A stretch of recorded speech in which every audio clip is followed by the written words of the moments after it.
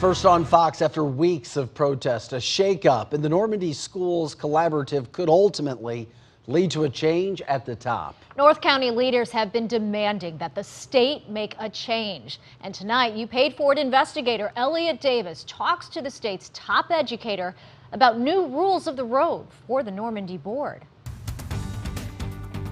North County leaders have gathered at one event after another, demanding the ouster of the state-appointed president of the school board, Sarah Foster, and vice president Tony Neal of the Normandy Schools Cooperative. It runs all the public schools in the Normandy School District. The troubled school district has only provisional accreditation. The 5-member board that runs the district was appointed by the state.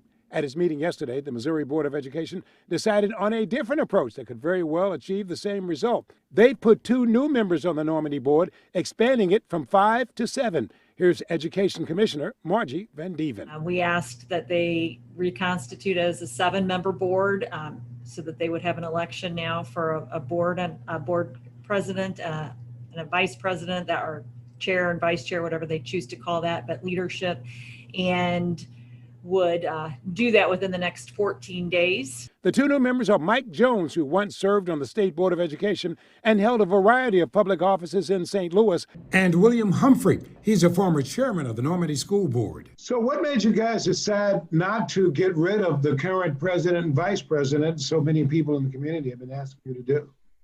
You know, some of the people in the community did ask for that, some did not. Why I think we didn't do that is it seemed like the best approach would be to look at how do we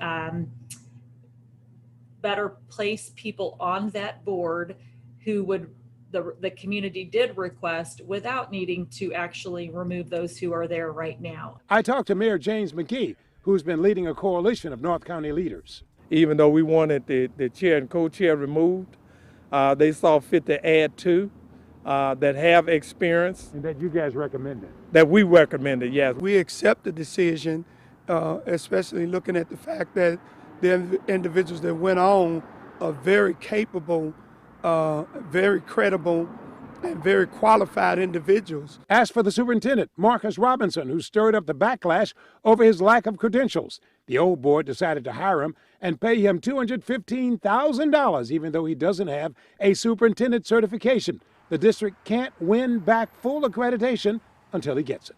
Do you think the board should remove the superintendent? Well, that's up to the boards. They're going to review the superintendent and his contract. So North County leaders are hoping the newly constituted board of 7 members will get rid of the superintendent. In the long run, they're hoping the state will ultimately return Normandy to an elected school board. But the soonest that can happen is next June. Of course, I'll stay on top of this deal. After all, you paid for it.